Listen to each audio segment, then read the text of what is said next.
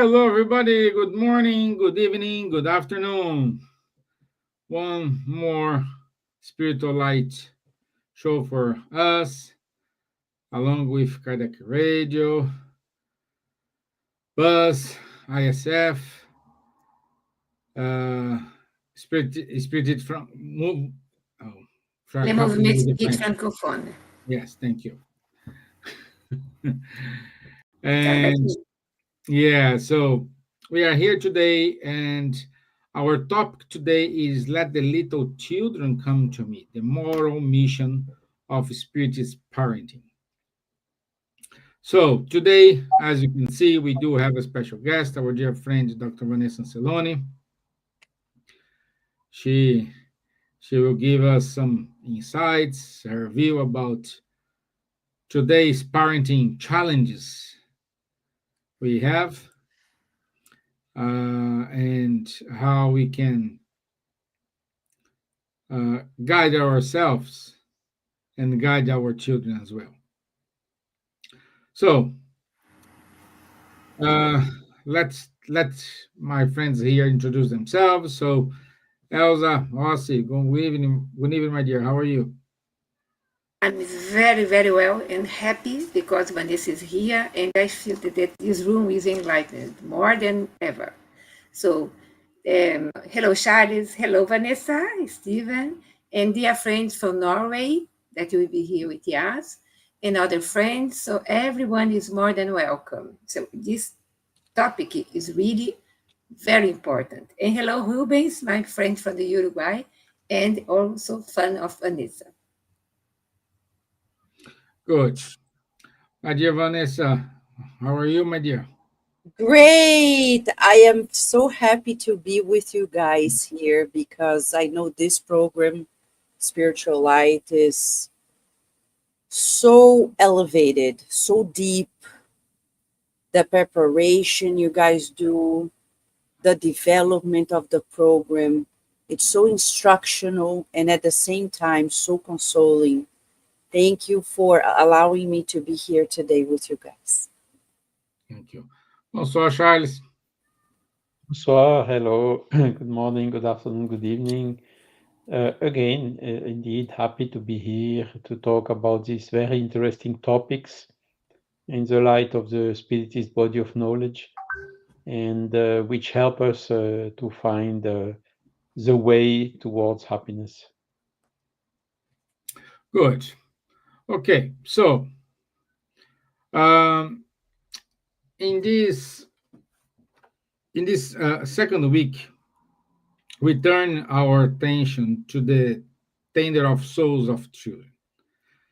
And Allan Kardec, in the Gospel according to Spiritism, I believe it's chapter 12, described children as innocent spirits who have just emerged from the spiritual world. Their purity makes them keenly receptive to moral impressions, both good and bad. As spiritists, educators, and parents, we bear a solemn responsibility to guide them towards the virtue of charity, self control, and faith in divine providence. Let us reflect on how our homes and gatherings can become fertile soil for the sendings of future moral heroes. So, when we get old, they will be leading this world. So, let's treat them as we want to be treated in the future. So, my dear, my dear Vanessa, do you want me to ask a question? Do you want to give your introductions? How do you like to prefer to kick I would off this like to give conversation? a short, just a warm up for all of us, okay, Good. about the topic, because we are spirits living in this incarnate body, in the flesh, temporarily, and we are here to progress.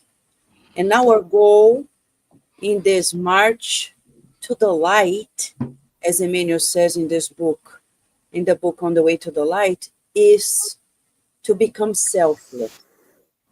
So parenting become, family in general, becomes the main resource that will help us achieve that goal. Because once you're living with somebody else, you need to share. When we share, we're no longer that selfish. When we have to share attention, not only things, share attention as well, we are training ourselves to be selfless. For example, Kardec Radio has spirit directors, mentors. We don't see them. Some of us hear them, their instructions. The mentor's been friendly, but he's not alone. And they don't care. They are not the hosts, right? For them, it doesn't matter if their face is here, if they have their signature there, because when you reach a certain level, the more we evolve, the less importance we give to these ephemeral things. So much so that Jesus, for many years, millennia, sent wonderful masters. And then he came in person to walk the talk. Now, the problem is nowadays, paradoxically, when we have more comfort on earth, more resources of all sorts, the less people want to spend time in their families. The less parents want to be parents. And they think that paying the bills, sending kids to school, saying good morning and good night is enough. When I became a parent, I was 41 years of age. Never thought I would be a parent just because I never tried before.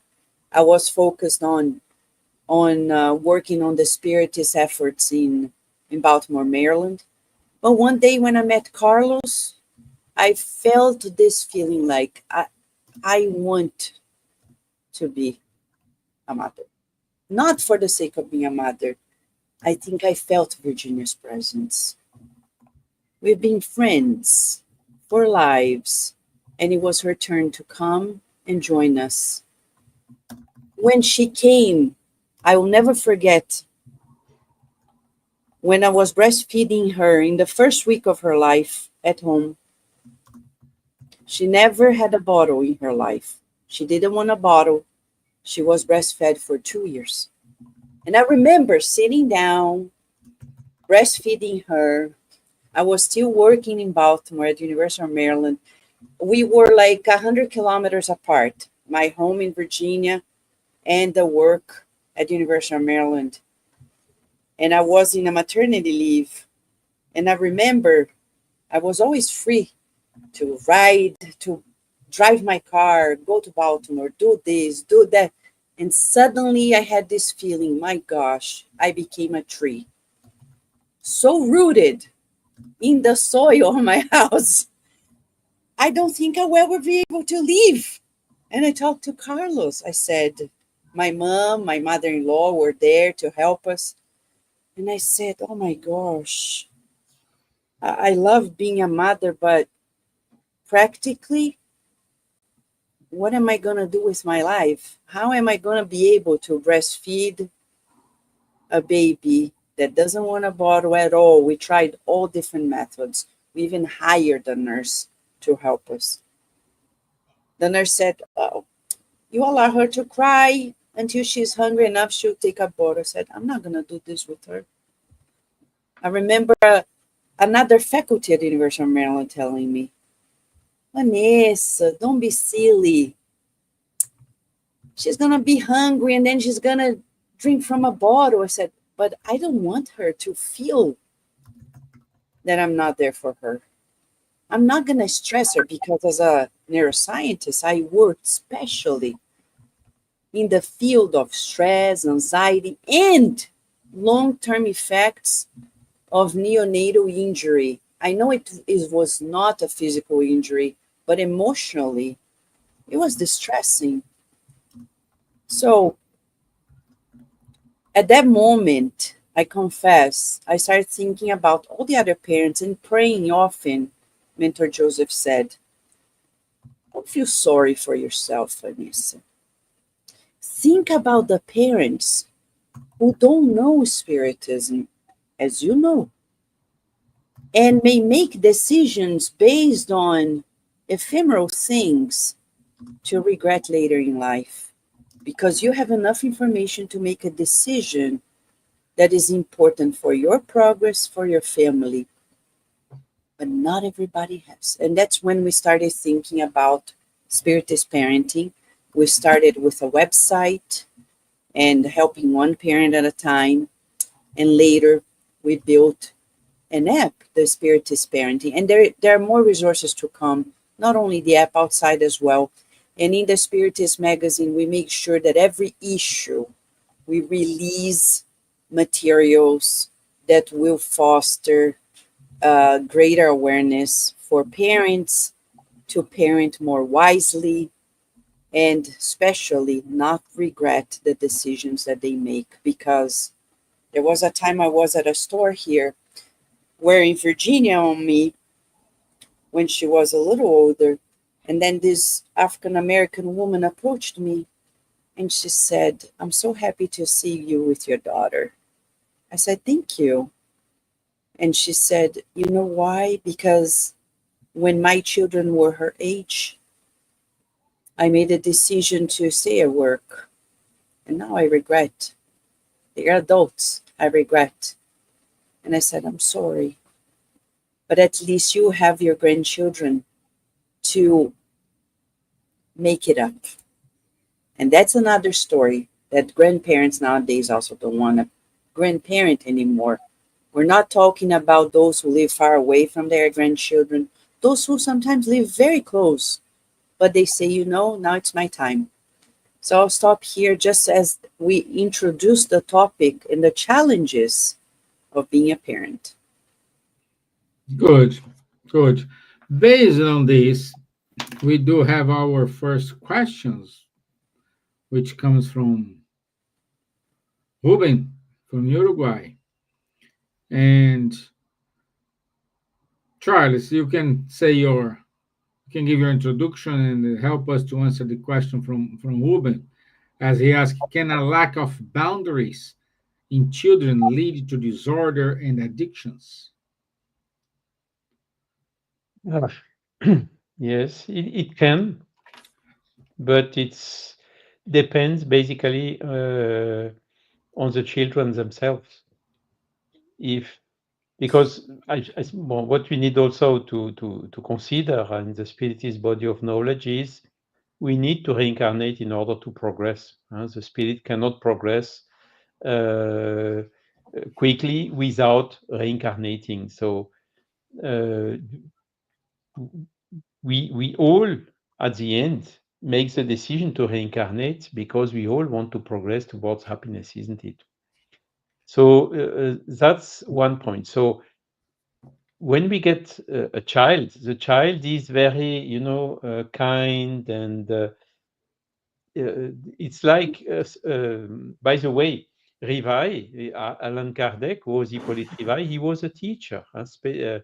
His whole career, or most of his career, he spent in pedagogy, and it was really his strong skill, because he learned it with Pestalozzi when he was young, and then exercised it until almost 1850, a few years before he started studying the spiritist phenomenon.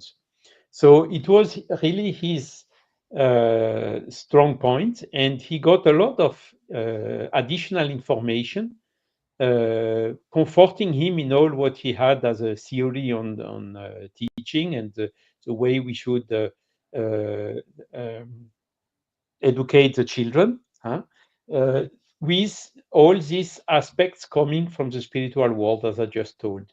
So the spirit of a child may be a very old spirit. The spirit is pre-existing before, and it is a spirit who may have had a lot of experiences, a lot of past life, uh, good lives and also not so good lives. He may have already acquired a lot of qualities. He may also still have quite some non-qualities or defects, or imperfections.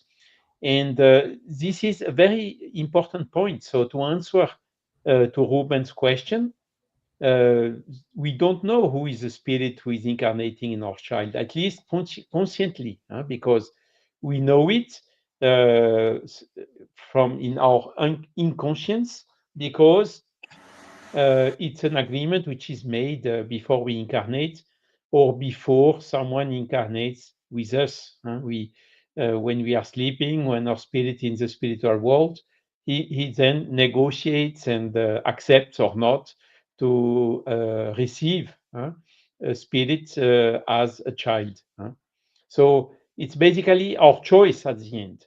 But sometimes we we select good spirits to come, or good spirits want to come with us. So this is how to say, a good opportunity, because it's a good child which will perform well and which will not give us too much headache, or sometimes even gives a little bit.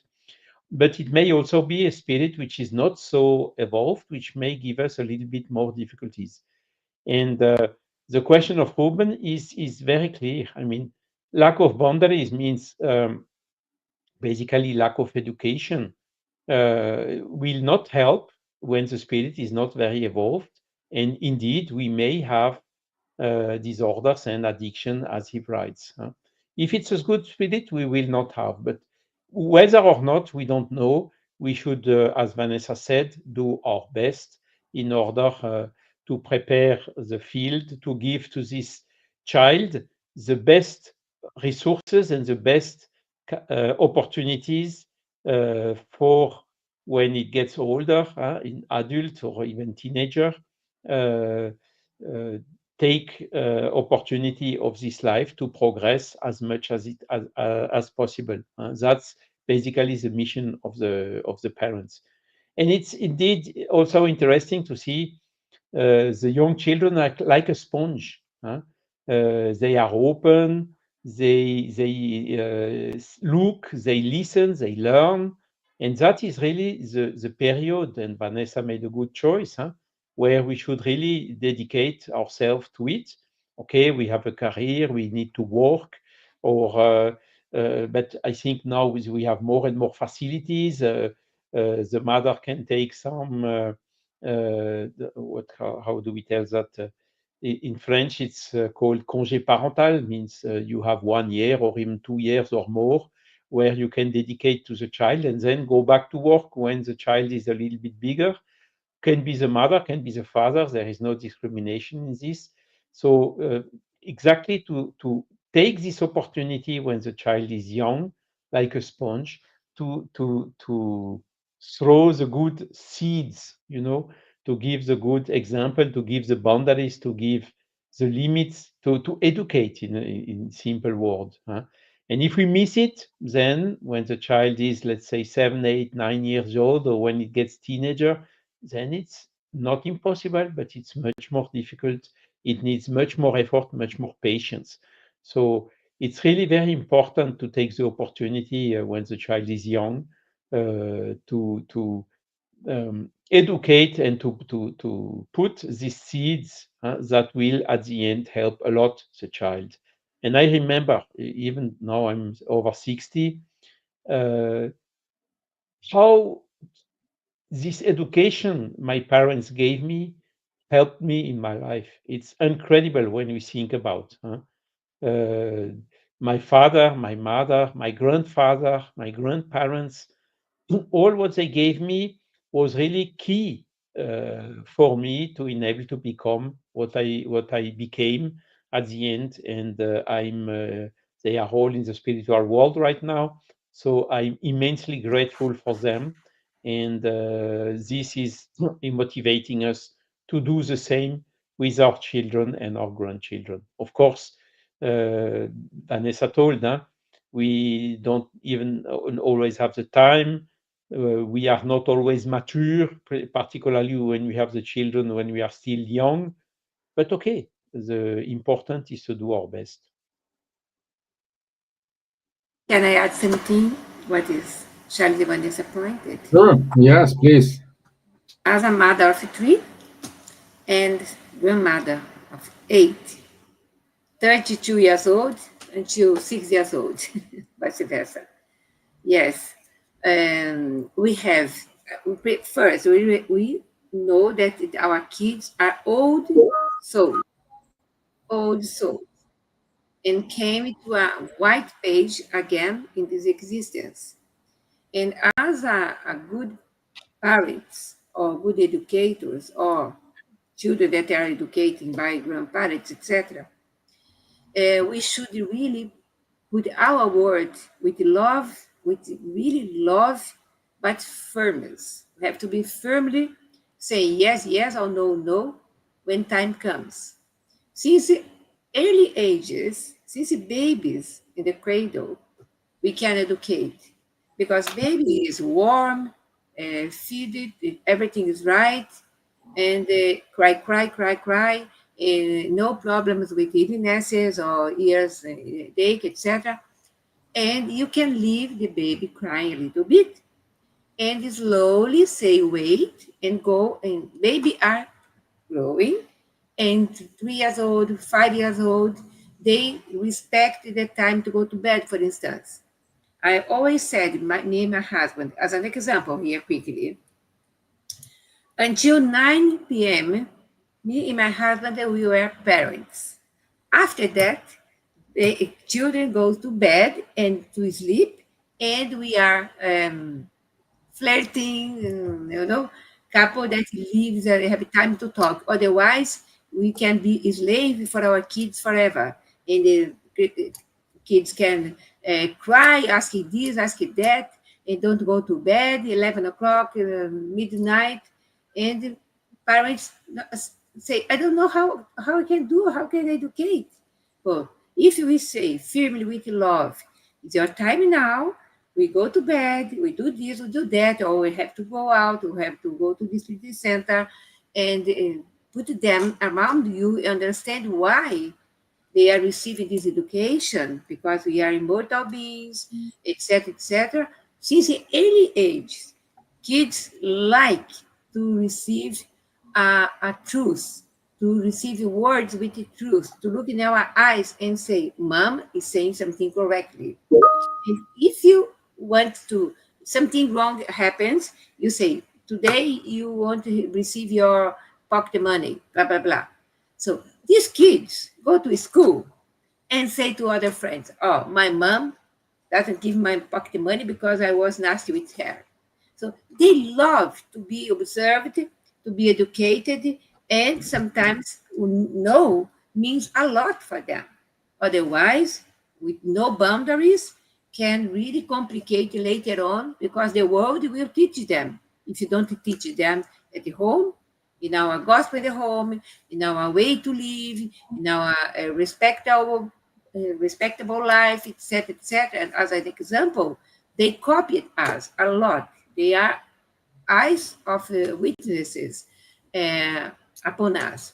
We grow with them, and they can grow with us. So this is in the Spiritist book is clearly saying, if you do everything to your kids, you educate, you love, you do what you want, you need to do, and they, apart from that, deviate for the good street, you did your best, it's okay. It's up to them, grow as a spirit, as a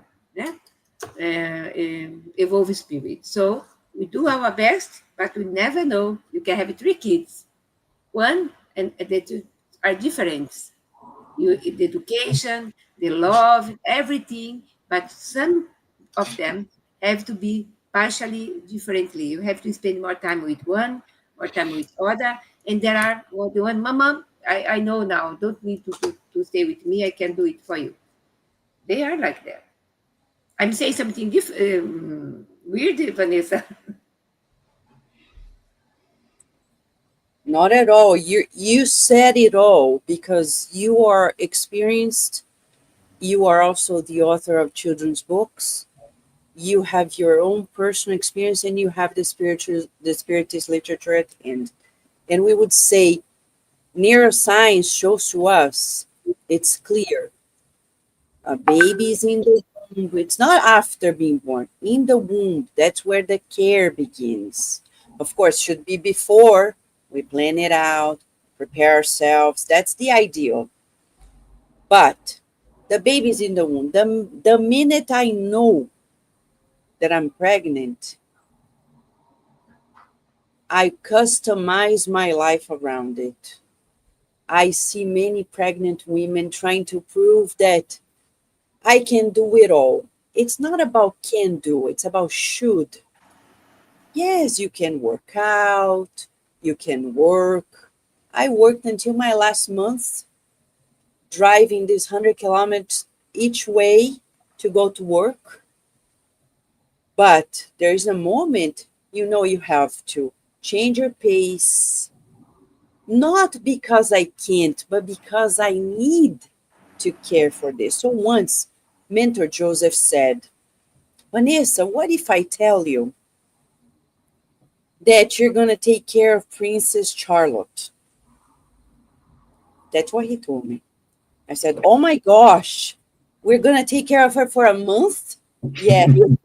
What would you do? Oh my gosh, I would immediately call Carlos and say, Carlos, we have to prepare ourselves.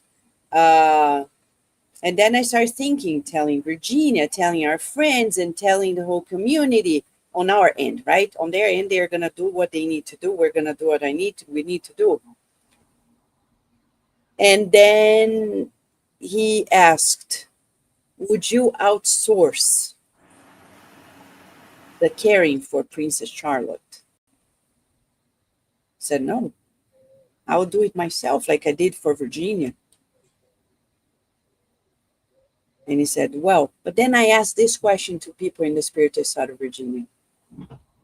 What would you do if Prince Charlotte would be under your care for a month?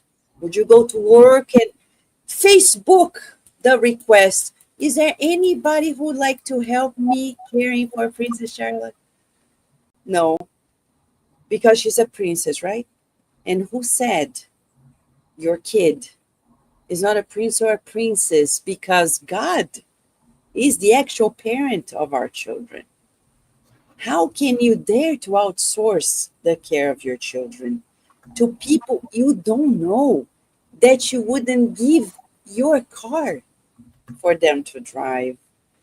This is where we're living nowadays. And I tell you the truth, living in the United States of America, you're not very popular if you become a mother for real. Working, not working, but especially if you dedicate your life to children, because it's not appreciated. And women in our country, they think you're less if you change your career because of your child. How many people told me, are you crazy, Vanessa? After 2 years, I made a decision. I'm no longer, and Carlos helped me much. He would drive because of his work schedule. He was able to drive us because I was sleep deprived, waking up every 3 hours in the middle of the night, at least for 14 months. Then she stopped waking up in the middle of the night, but I was still working. He would drive us there. A friend would welcome us at her house. I would breastfeed her. They would stay there. The next 3 hours, I would come back. He would wait for me, not every day, but every other day. And then when she turned 2, and because a child at 2 becomes more open to social life. Emotionally, that's the time when you look for a preschool for a few hours, not for long though. 3 hours, 4 hours, not all day long. And then I said, I can't work this far away. So that's when I opened as a psychologist my clinic, the School of Emotion, to do workshops, to do therapeutic sessions with people, and have a flexible schedule. my life changed 100%. I love being in the classroom. I love doing research. I love being there. But I said, this is God's child. How can I mess it up? And then Carlos and I went through this journey. She's almost 12. And I can tell that this close attention pays off. She's a normal kid like everybody else. But there is a difference. They are more even-keyed. A lot of what we see in hyperactivity, people say ADHD, is the lack of mother, lack of the presence of the mother that makes us become very stressed out. Because remember, when you are under strange, unfamiliar environment, you push the button of stress response. Naturally, you need to be on the alert. But if you are a kid with a developing brain, under that type of alert, it pushes you to the override that will lead you to this crazy behavior of not being calm and quiet at all because it's not safe. I saw it in the lab with one of the papers that we published when we researched what happens when the mother is far away. Hyperactivity. And you correlate with other studies as well, showing to us that we need a presence. Now, what if you are home, but you're not home because you are with your phone? Now, recent studies show that if your kid, baby or not, is at home and they see you on the phone all the time, that, I'll tell you the results because I have right here in my hand. It says long-term effects in babies, toddlers, leading to what they call poor cognition, poor prosocial behavior, poor lower attachment, higher levels of internalizing, externalizing problems, and higher levels of screen time, of course. So parents say, oh, children shouldn't be. Oh, we are. How often I talk to Carlos, I know you have your business, but remember, you came home. And he's a good father, very present. He makes Virginia's breakfast every morning. He cooks dinner for us because that's how we share the tasks. And yet, he has his computer, his phone, his tablet. And one day, Virginia said to me, but Mom, look at that. You're saying this to me, but look at that. I said, oh, Carlos, we have to take it down a bit, you know. But what makes the difference? This. Stop.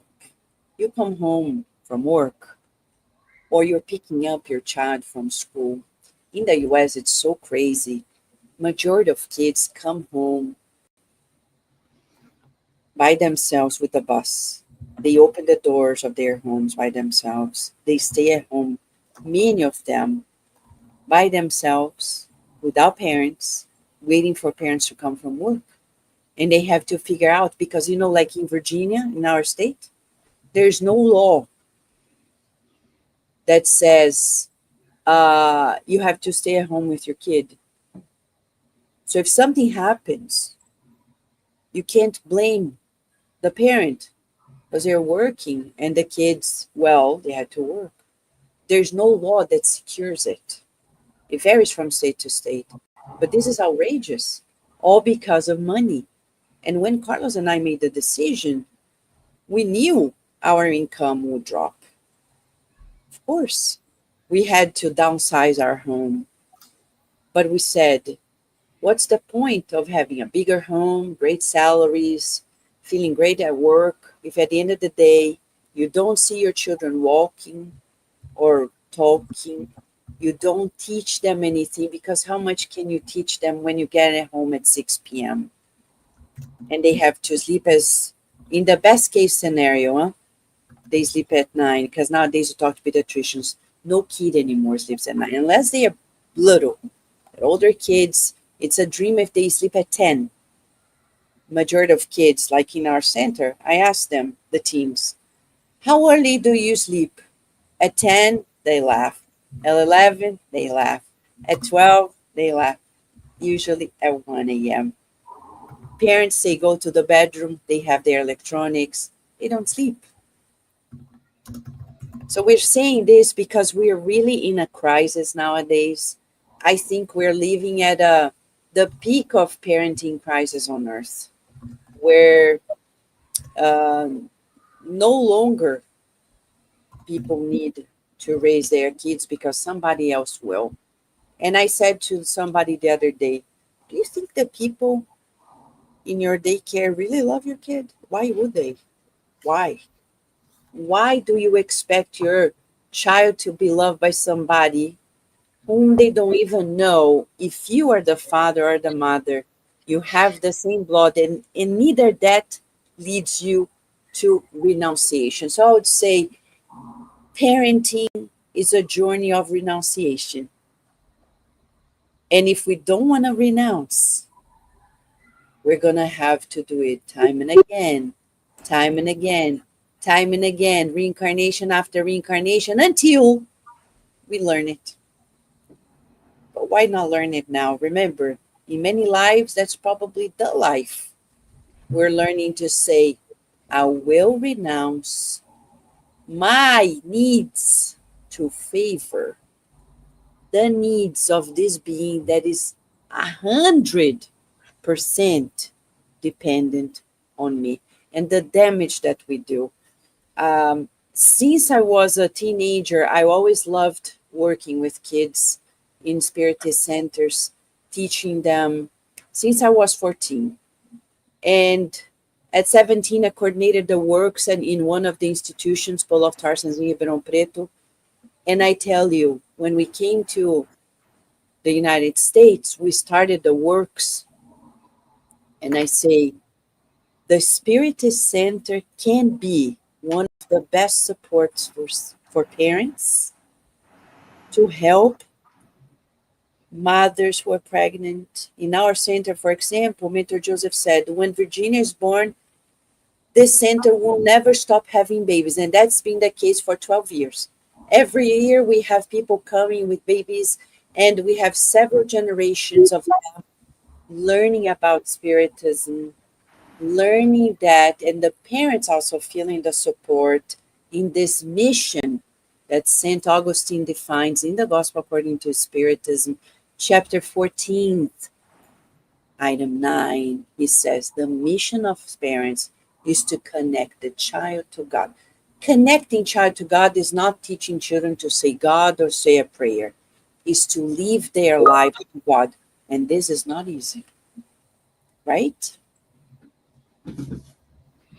Yeah, it's interesting what you said, Vanessa, because here in Ireland, for example, we do have a law. We cannot leave a children alone at home until they complete 16 years old. And the I think TUSLA, it is the organization who take care of the children. They treat children as a children until they are when they are like 18 years old. This causes problems because, for example, even the police doesn't have power against them. They can do whatever they want, whenever they want. So there's no limits for them. So if you see many videos about teens throwing stones, put fire on police cars here in Ireland, it is those teens because they know by law nobody can do anything against them. So we have in one side a protection, but this excessive of protection harm as well. So it's two different words, like you said, in the US don't have any law. Here we do have the law, but this law protects too much. Yeah, but then our teams go with rifles into schools and shoot people. Exactly. you know, you know. the- And now they are blaming the parents now. Now the law is learning that the pathway is to arrest the parents who were permissive, who are even instigating their children, to do such heinous acts, right? So Mhm. probably we will see a decrease over the years because we have just started this new pattern. This happens, we arrest the parents, inevitably, because they were at fault. So we're talking, as Kardec said, moral education, that's what we need. And when we say moral, it doesn't mean Puritan. It means education of the immortal spirit, the soul. We need to teach our children. For example, I was mentioning before when we were offline that I brought Virginia to watch soccer games we have, because we have this major soccer World Club Tournament. Cup. Yeah. Yeah, the best 32 clubs. My husband likes it.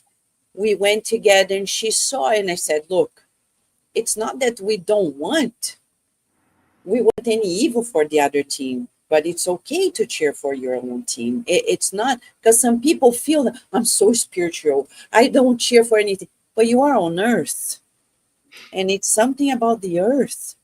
But we're not going to send any evil. There was a guy in front of me yesterday. He was from the other team, Chelsea. And when they scored the first goal, he turned to us with his t-shirt and he was like putting on our face. I looked at him. I showed our flag. And then he told, and then he looked at me. He turned around. I said, and then I said to Virginia, he's wrong. You can cheer for your team, but you shouldn't tease the other ones. You should respect the other ones. So this is what we need. We need this moral education on spot. That's what I tell parents all the time. This moral education. We hear from them, it's like utter chaos, right? It's like this immediately, and so like our Yes. whole world, shakes like an earthquake. I don't know. Yeah, something was coming off. But we're just saying this moral education on spot. Like, for example, the kids in the Spiritist Center, they have their own ideas. We talk to them. And if something goes off, we talk to them again. And we tell parents to talk to them.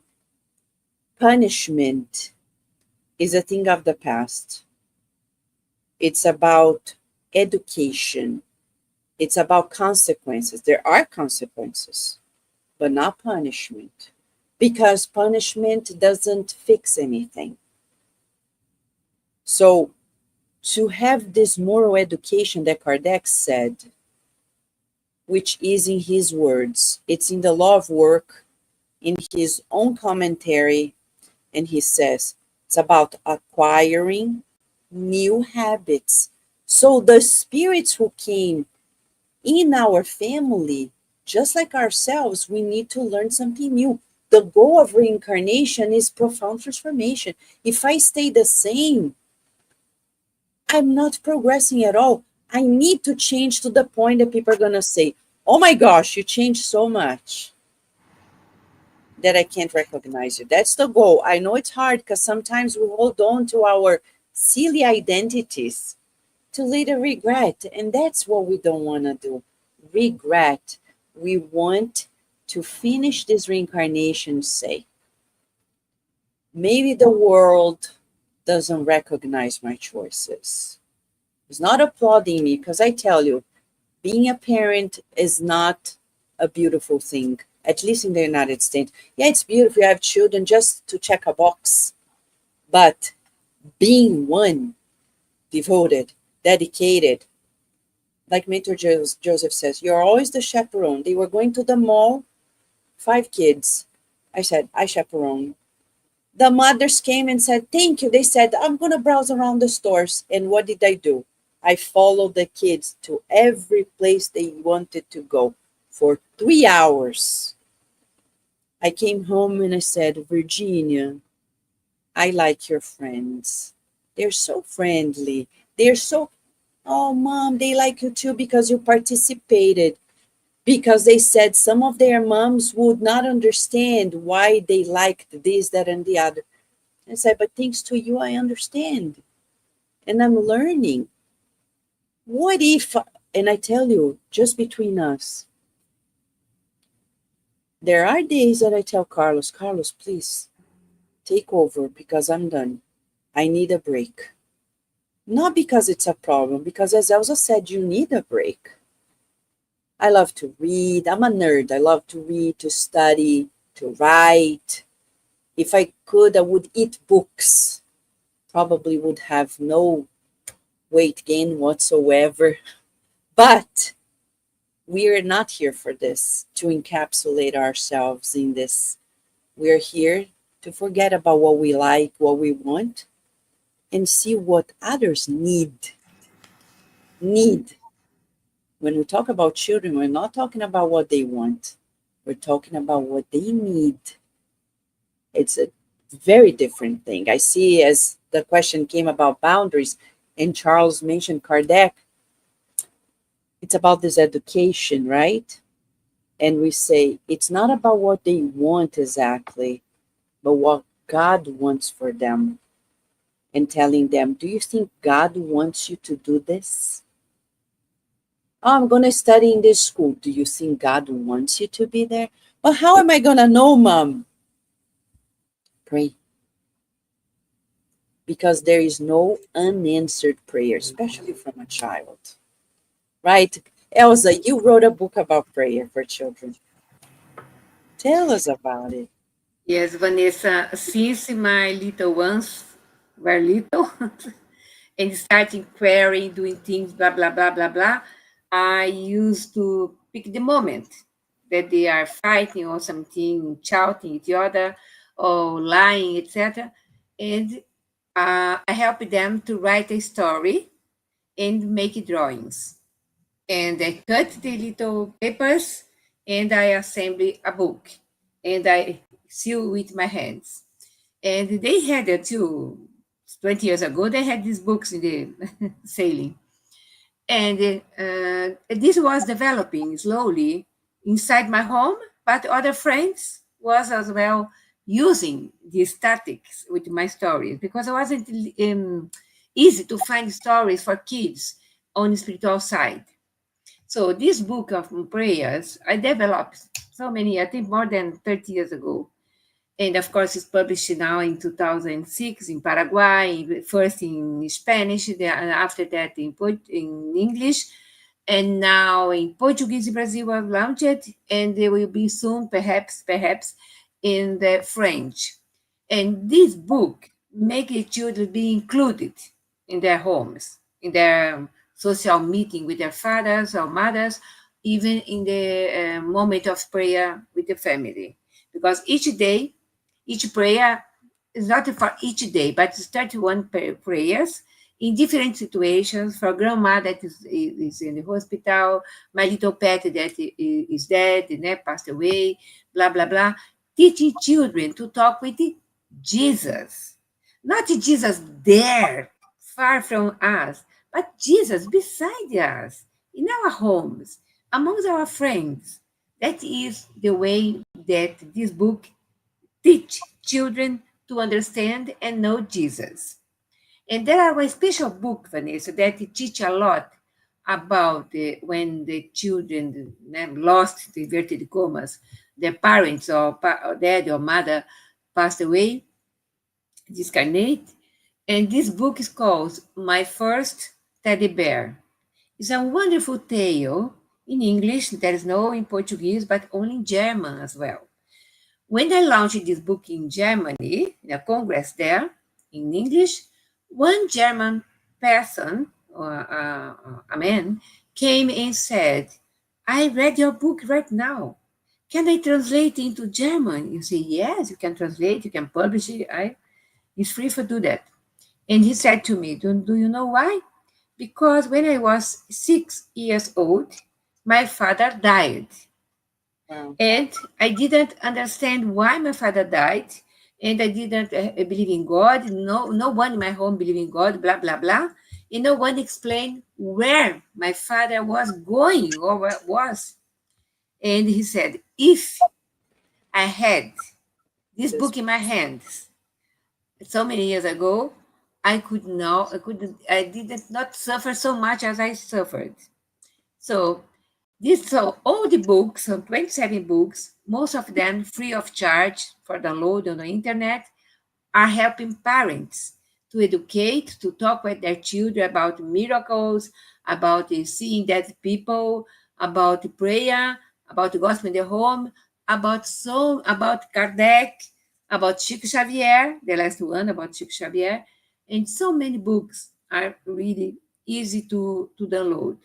And the only aim is not money, donated to charities, to the Spiritist centers, etc., so they can really provide educators, parents, people with this book, so they can read it, help themselves. Even the adults, like my book on prayers or my prayer book, they help them to pray. Because you ask people to pray, I don't know how to pray, I never pray. But with this book, for kids, let the little kids come unto me, said Jesus. So we are sons and daughters of God. We are kids of God.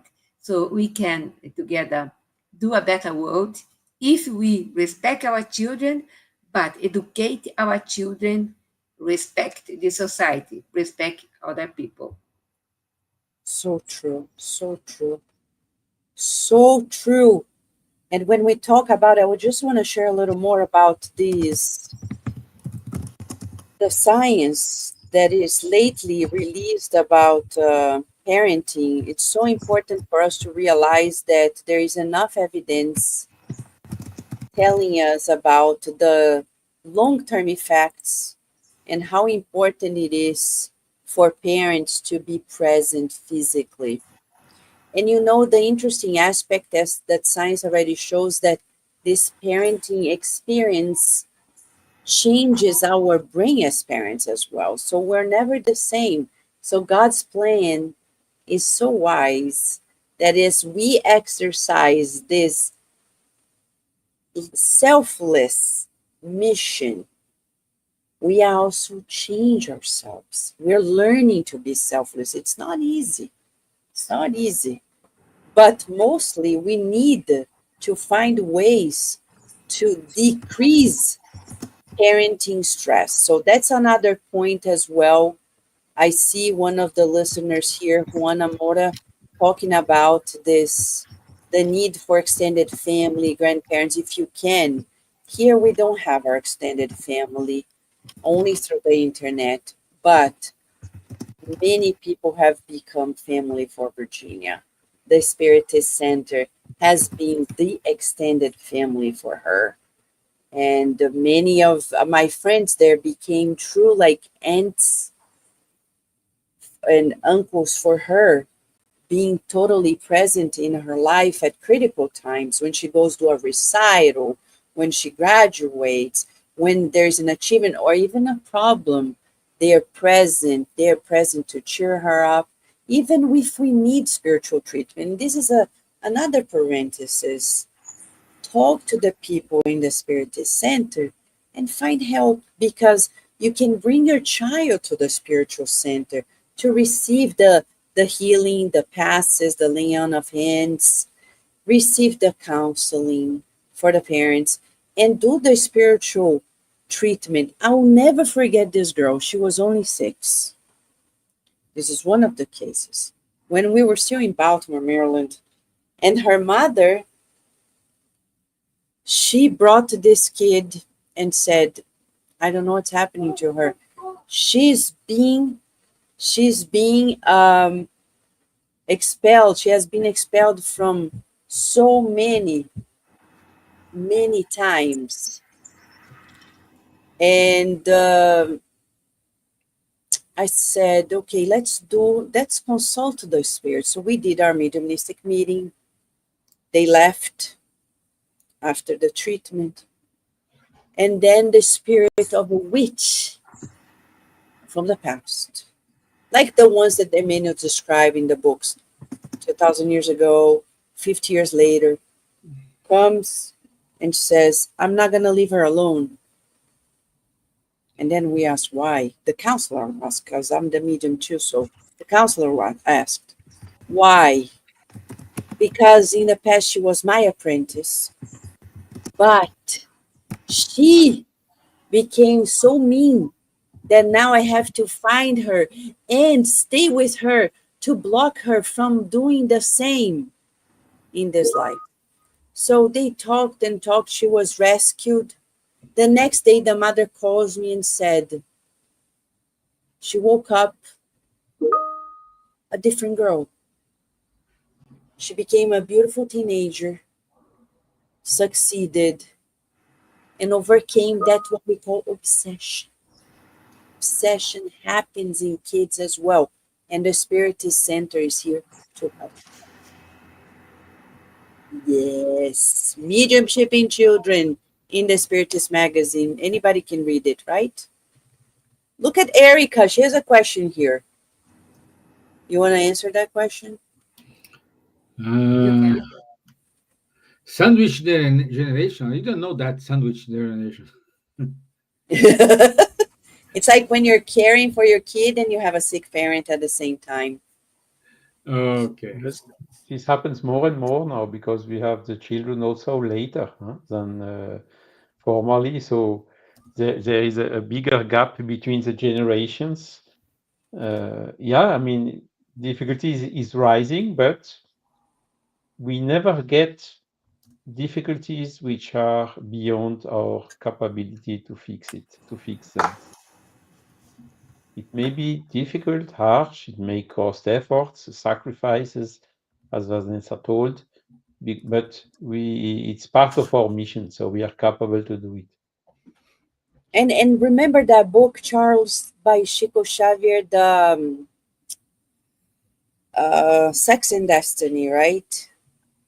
That we have the grandmother of this little boy coming and they have to reconcile. So apparently this young generation has nothing to do with the older one, but if you read the book, you understand why they have to be together. Because there is a reason why this one generation, the grandparents, need to be with this younger one. Read the book Sex and Destiny. I won't spoil it. It's a good summer read. Yeah. Confirm. In the book Between Heaven and Earth, also as well is dedicated to parenting. Yeah. To tell yourself. Snoopy wants to say hi. Hello, little one. Hi. She has Snoopy here. She wants to say hi. Thank you, Loopy, for bringing your joy. All right. Yeah, good. So it's time already. Oh my gosh, 10 o'clock. So quickly. Yeah. Some good comments in the We chat. have so many good comments here. I'm sorry I had interruption in the middle of the call that show here, but I'm pretty sure. But I think Joanna comments, Vanessa explained a lot about. I think it's Yes. Yes, everything is okay. Okay, so in order to wrap up, so what's your final comments, Charles, Elsa, and Vanessa? What's the Very, very quickly, I mean, one thing which also we need to be aware of is school is for instruction, but education is more than instruction. and school will not give education at the same level of the parents. So it's something again that you cannot outsource, as Vanessa said.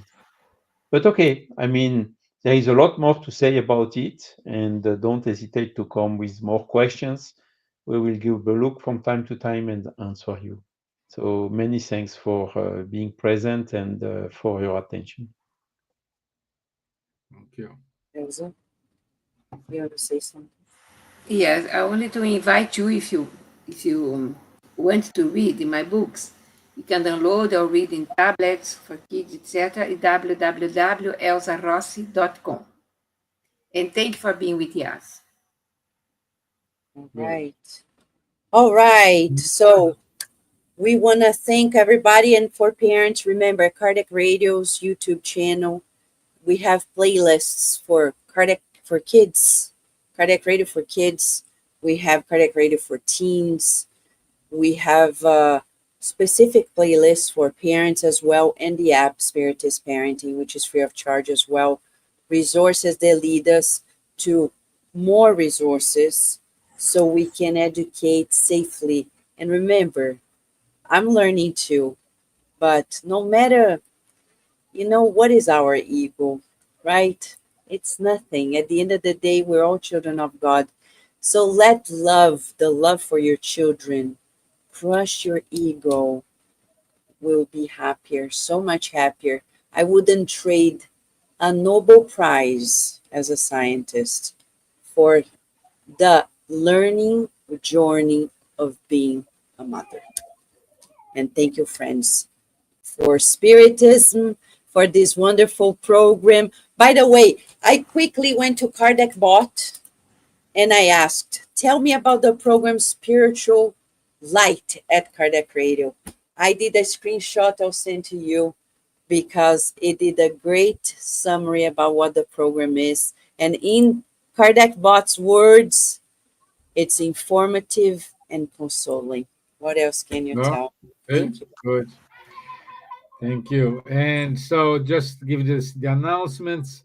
Next week, we're gonna be here with Rodrigo Ortega from Spain, and we talk about the law of society, spiritual life in the divided world. Also, on the 19th of July, we will have a Spiritist Education Seminar supported by Buzz with Chris Artuso. It's from 3 to 6 p.m. So more details you can find directly with Elsa or with the bus. Okay. It's coming in September. We will have the Spirituality and Psychology Congress. So everyone's more than welcome to join. Subscribe to Spiritist Radar. And also we do have our young